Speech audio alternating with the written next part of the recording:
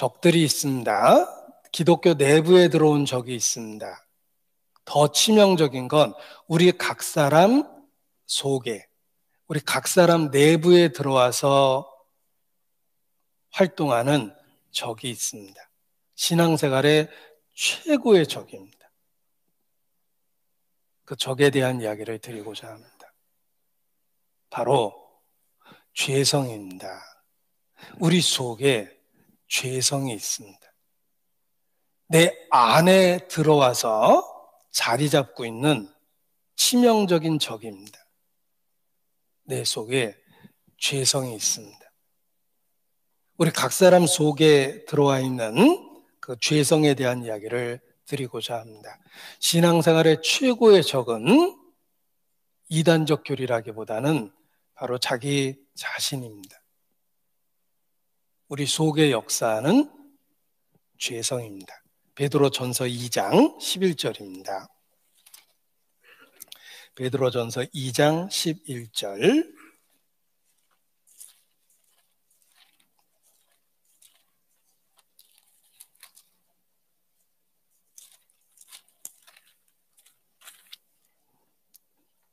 같이 읽겠습니다. 사랑하는 자들아, 나그네와 행인 같은 너희를 권하노니 영혼을 거스려 싸우는 육체의 정욕을 제어하라. 자, 우리의 본향은 천국이며 천성을 향해서 가고 있습니다. 우리의 신앙생활은 철로 역정, 천성을 향해서 가고 있는 과정인데 우리는 나그네와 행인들임에 틀림이 없습니다. 그런데 그 행적 속에 끊임없이 우리를 괴롭히는 적이 있습니다. 바로 영혼을 거스려 싸우는 존재인데 육체의 정욕입니다. 내 속에 있는 죄성입니다. 내 안에 치명적인 적이 있습니다. 자, 때로는 외부에서 자라는 어떤 종양보다 우리 속에서 자라는 종양이 더 치명적일 때가 있습니다. 종양이 외부에서 자라면 쉽게 진찰되고 쉽게 치료받을 수 있을 것입니다. 더 치명적인 것은 그 종양이 장기 깊숙한 곳에서 자라면 피해를 줄 때까지 모를 수도 있고 치료시키를 놓칠 수도 있고 결과적으로 더 치명적일 수도 있습니다. 이와 같이 우리의 신앙생활의 가장 치명적인 적은 우리 속에 있는 죄성입니다. 영혼을 거스려 싸우는 육체의 정욕입니다. 성경은 우리의 마음이 만물보다 거짓되고 심히 부패하다라고 선언합니다. 다른 사람의 마음이 아닙니다. 바로 나 자신입니다. 만물보다 거짓되고 심히 부패한 것이 내 속에 있습니다. 샘이 그 더러운 물을 늘 쏟아내는 것과 같이 끊임없는 악을 우리 마음이 품어냅니다. 우리의 마음이 어떤 모양으로 어디에 존재하는지 모르겠지만 아무튼 분명한 것은 끊임없이 환경만 주어지고 자극만 주어지면 끊임없이 악을 토해냅니다. 미움, 시기, 분노, 질투, 음란, 정욕 모든 종류의 죄를 마음에서 끊임없이 뿜어냅니다. 육체의 정욕 내 안에 있는 영적인 적입니다. 그래서 사람 마음을 씨 뿌리는 비유로 해보면 사람 마음을 밭에다 비유했습니다. 밭에는 외부로부터 뿌려진 씨앗만 자라는 게 아닙니다. 밭은 외부로부터 심어진 씨앗만 자라는 게 아니라 이 농사꾼의 이야기를 들어보면 흙은 절반은 풀씨 같다. 흙 반, 그리고 풀씨 반, 이걸 뒤섞어 놓은 게 밭이다. 어디서 자라는지 어디서 왔는지 모르겠지만 심지도 않은 잡초가 저렇게 끊임없이 이런저런 모양으로 밭에서 솟아나는지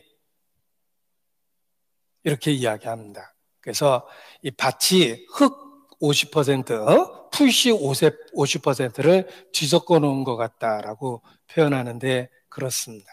우리 마음이 그렇다는 거예요.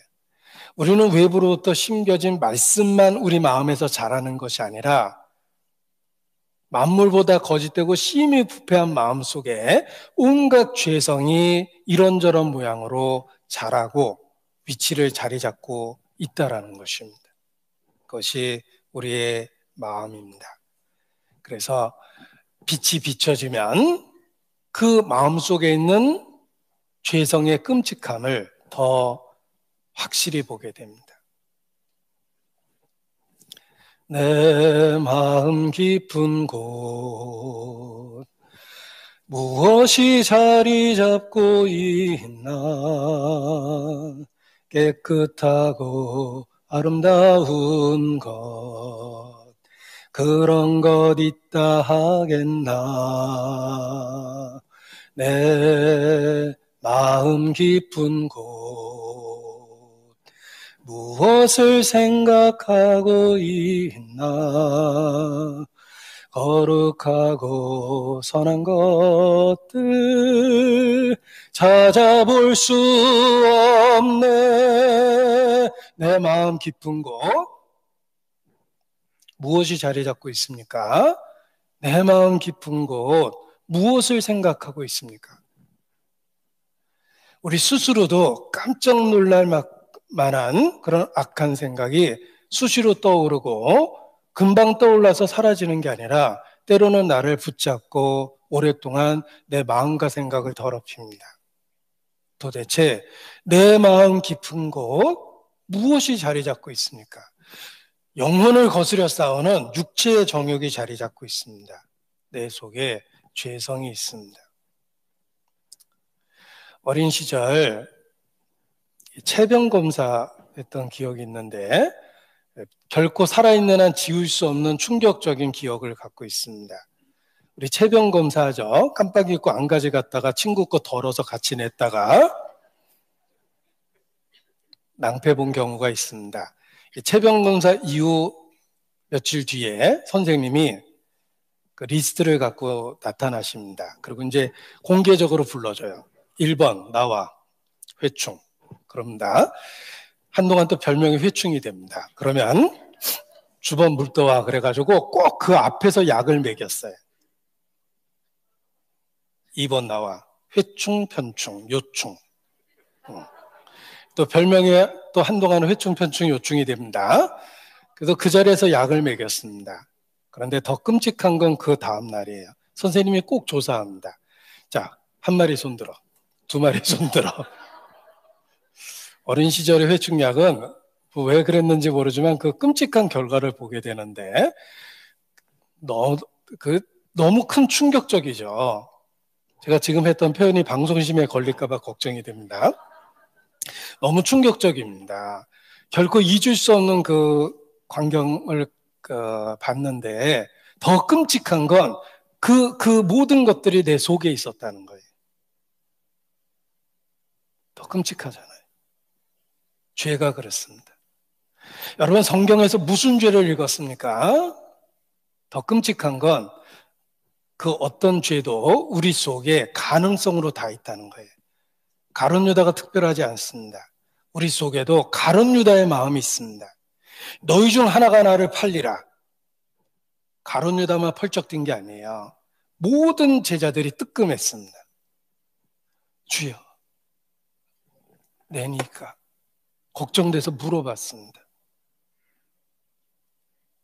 가룟 유다의 마음도 내 속에 있고 아간의 죄도 내 안에 있고 고라의 패역도 내 안에 있고 가인의 혈기도 내 속에 있고 무서운 것, 끔찍한 건 성경에 있는 모든 범죄의 그 씨앗이 내 마음 깊은 곳, 내 생각 그 어딘가에도 있다는 것입니다. 저기 내 안에 있습니다. 너무 깊이 들어와서 떨어지지도 않습니다. 이러한 죄성은 모세에게도 있었고 믿음의 조상 아브라함에게도 있었고 여러분 누굴 존경하십니까? 베드로 그에게도 있었습니다. 바울 단언컨대 그에게도 있었습니다. 엘리야 그에게도 있었습니다. 그들은 우리와 다른 출발이 다른 그런 사람들이 아니에요. 엘리야도 3년 반 비가 오지 않도록 응답을 받았습니다. 대단한 선지자고 불병거타고 승천했지만 그도 우리와 같은 성정이 있었다고 성경은 선언합니다. 바울에게도 있었어요. 누구나에게나 있었습니다. 그래서 다 그리스도가 필요한 거예요. 바울에게도 있었습니다. 영혼을 거스려 싸우는 육체의 정욕, 그 끔찍한 죄성이 믿음의 선진들에게도 있었고, 그리고 내 안, 내 속에 지금도 있습니다. 바울도 고백합니다. 고린도 후서 12장입니다. 고린도 후서 12장 7절.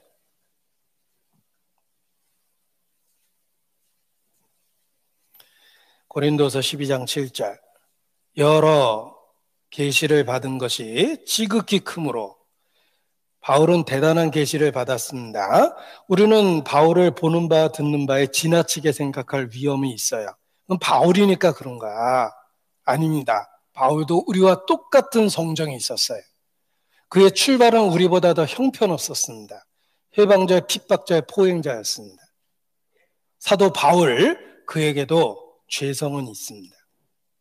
여러 계시를 받은 것이 지극히 크므로 너무 자고하지 않게 하시려고 내 육체, 바울의 육체에도 있었습니다. 가시, 그게 뭔지 궁금하시죠?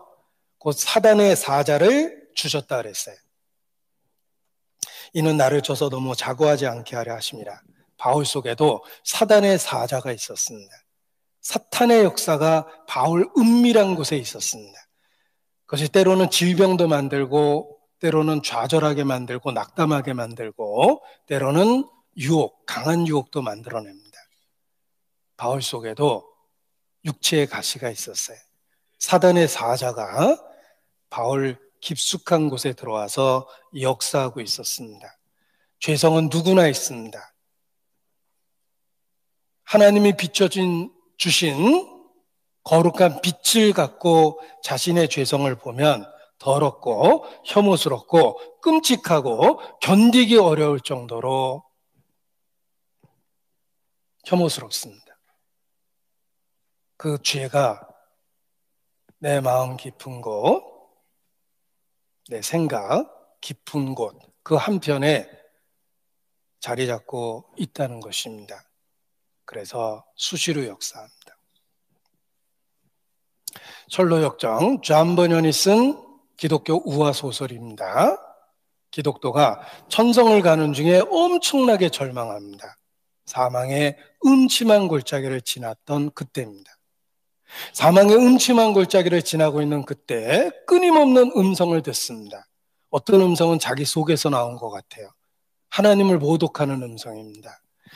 하나님의 말씀을 폄하합니다. 자기는 그러고 싶지 않은데 심지어는 하나님께 대드는 생각도 있습니다. 아무튼 신성모독적인 생각이 끊임없이 솟아나서 기독도가 엄청나게 당황합니다. 이게 외부로부터 들린 건지 내 속에서 들린 건지 아니면 내 자신이 하는 생각인지조차도 헷갈릴 정도로 끊임없이 악한 생각이 들어서 엄청나게 고통을 받습니다. 존 버년이 무엇을 묘사한 것입니까?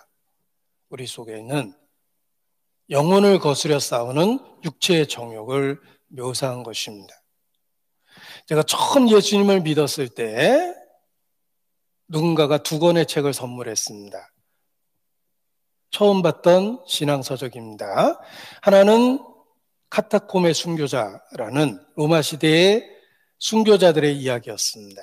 또 하나는 우찌무라 간조라는 일본 사람의 간증집 구안록입니다.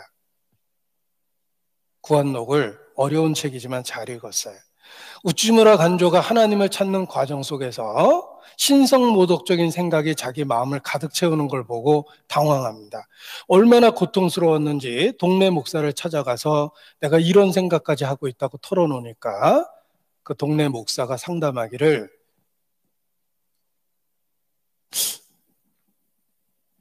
우찌무라 간조가 내가 이런 생각까지 하는 거 보니까 내가 틀림없이 마귀 자식 같다고 얘기하니까 동네 목사가 그런 것 같다고 이렇게 대답을 했습니다. 더 절망을 하게 됩니다.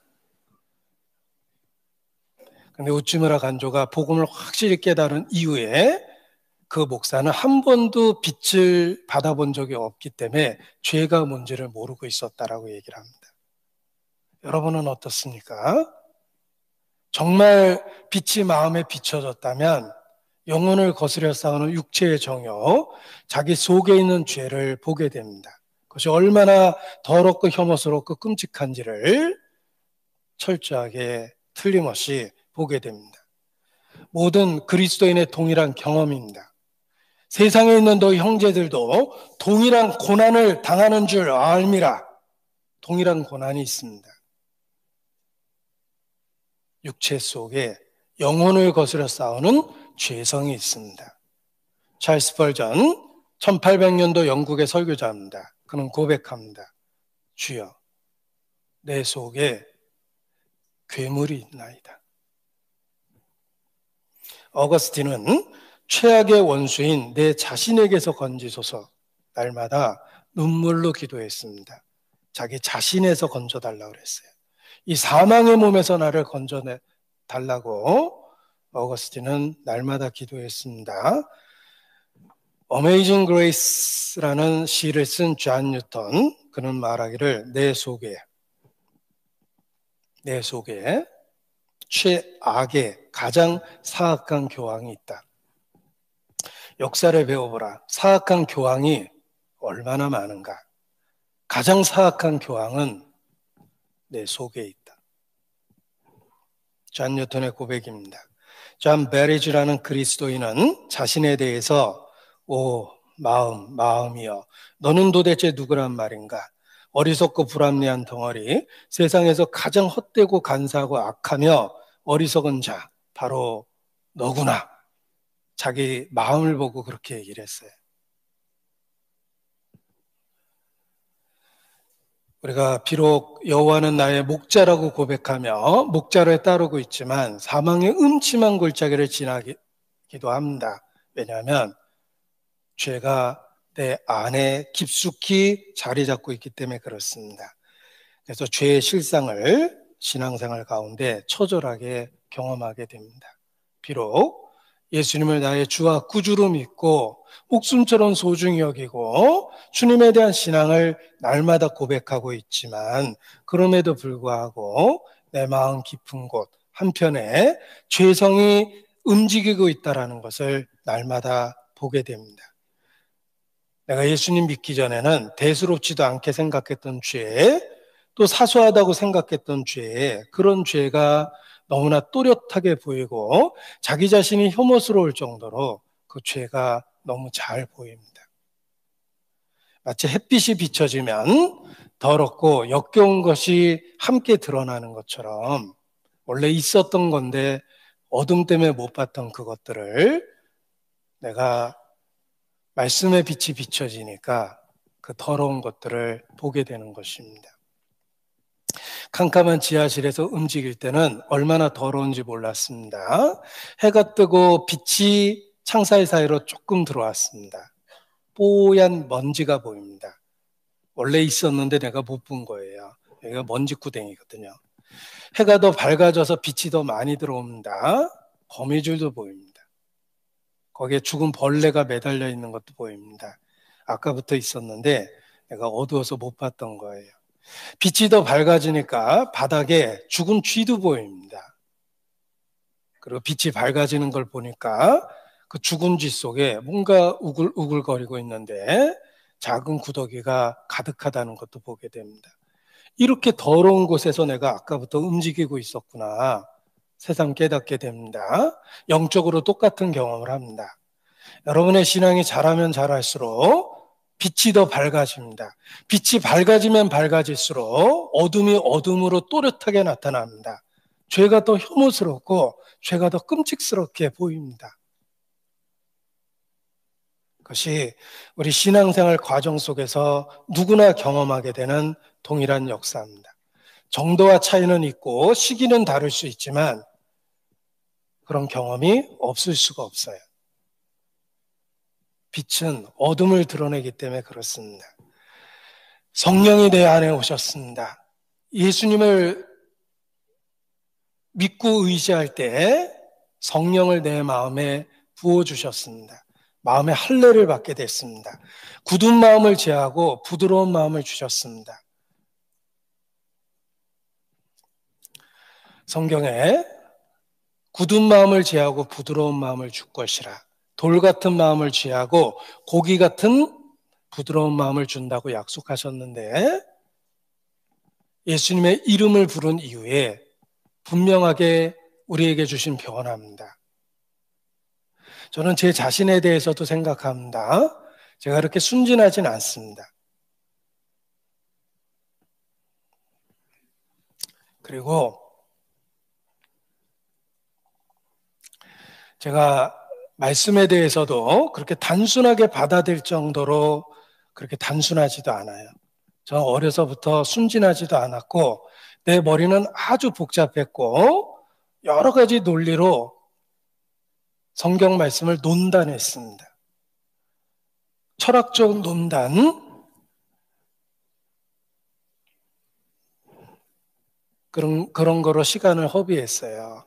기독교를 비난하는 책들은 다 읽어봤다고 제가 언젠가 간증을 했는데 어린 시절을 그렇게 보냈어요. 역사 속에서 기독교를 조롱하고 비난하는 책들은 이상하게도 관심이 갖고 마치 불온서적을 은밀히 읽듯이 그런 책들을 즐겨봤습니다. 저는 순진하지도 않고 기독교 진리에 대해서 단순하지도 않았어요. 따지기 좋아했습니다. 그런데 정말 복음 들을 때는 이상할 정도로 순진해졌어요. 그리고 하나님이 사람이 되셔서 나를 위해 죽으셨다는 진리를 나의 보잘것없는 논리로 따지려는 마음이 없어졌어요. 그건 따질 수 있는 진리가 아니었습니다. 사실이었기 때문에 그냥 받아들였어요.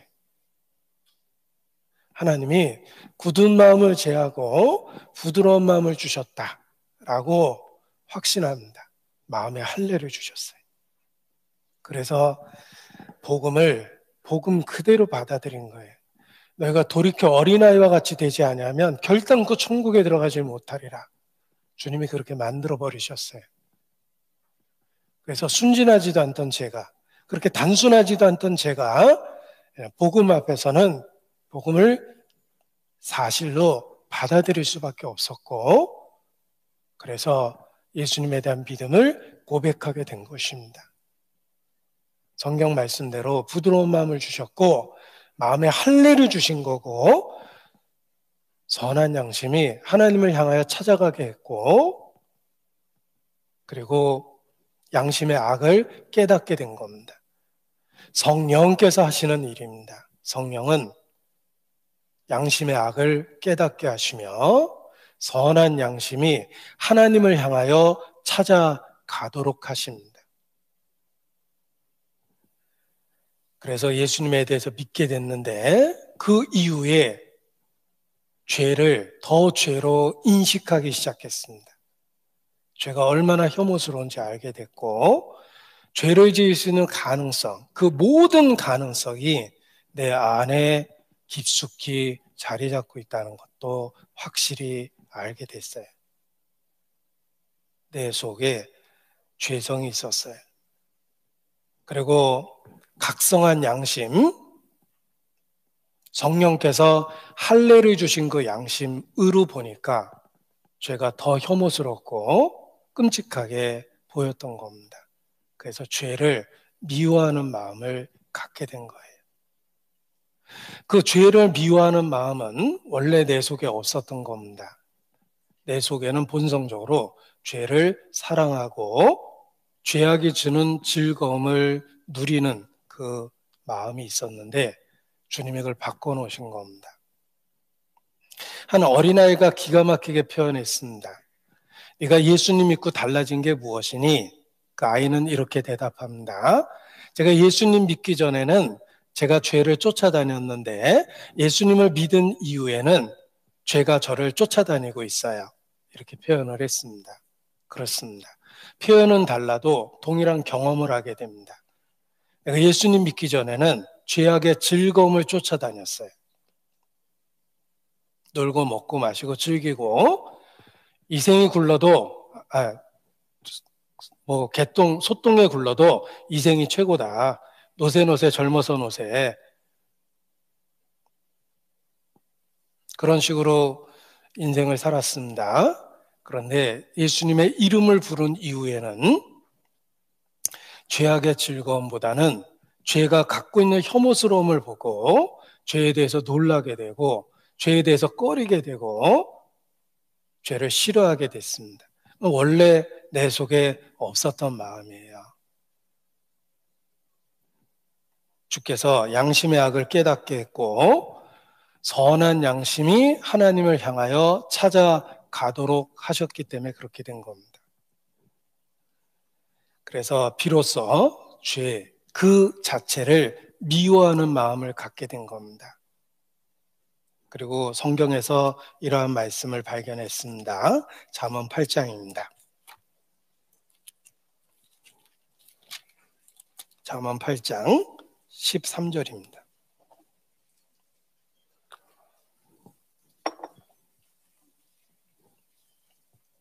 잠언 8장 13절 여호와를 경외하는 것은 악을 미워하는 것이라. 나는 교만과 거만과 악한 행실과 패역한 입을 미워하느니라. 하나님은 의롭고 거룩하십니다. 죄를 미워하십니다. 죄가 구체적으로 무엇입니까? 교만과 거만과 악한 행실과 패역한 입, 기타 등등입니다. 하나님은 죄를 미워하십니다. 하나님이 내 안에 새 마음을 주셨는데 바로 죄를 미워하는 마음을 주셨습니다.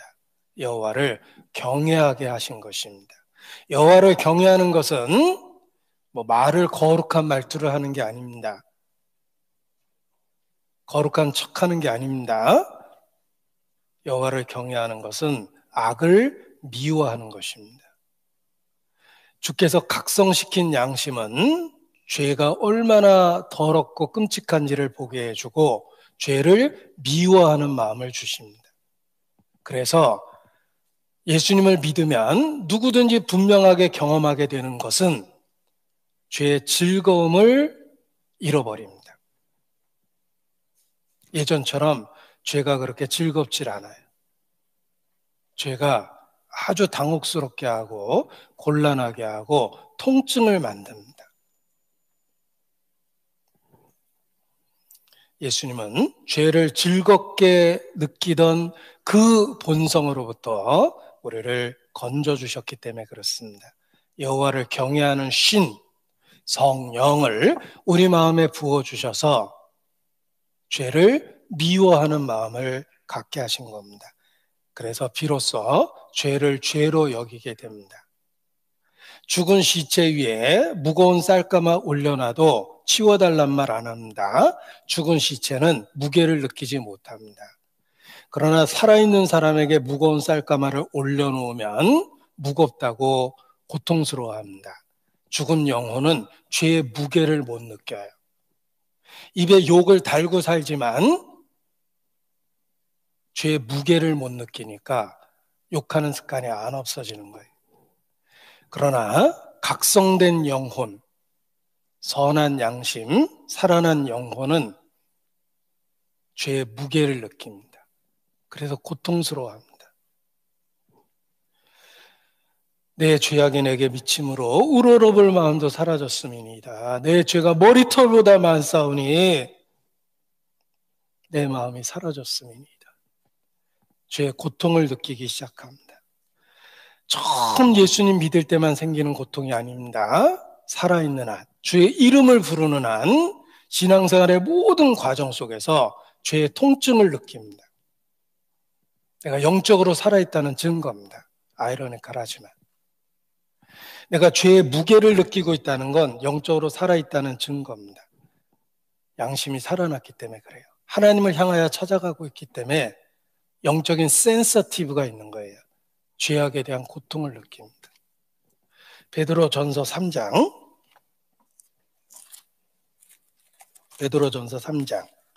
21절입니다.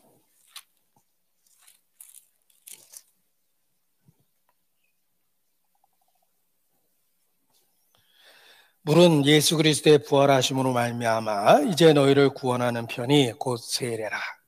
세례, 물속에 들어갔다 나옵니다. 죽고 부활함, 그리스도의 죽음과 부활에 동참하는다는 뜻을 갖고 있는 의식입니다.